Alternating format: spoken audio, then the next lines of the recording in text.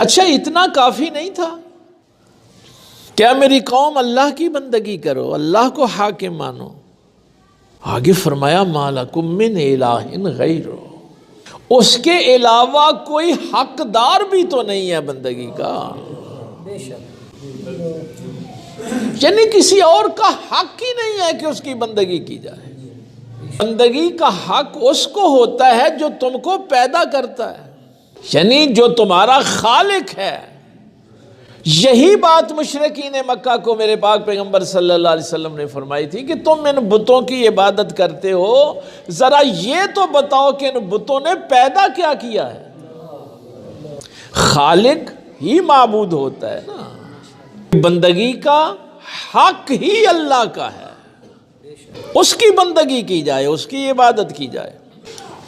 اب یہ بڑی عجیب بات ہے کہ بات ہو رہی ہے اللہ کی حاکمیت کی، اللہ کے سامنے سجدہ ریز ہونے کی، اور اس کے سامنے مخالفت میں کون ہیں جو بندگی نہیں کر رہے؟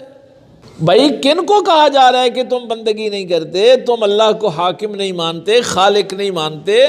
جو کم تولتے ہیں ان کو کہا جا رہا ہے فَأَوْفُوا الْكَيْلَ وَالْمِيزَانَ، ناپ تول پورا پورا رکھو۔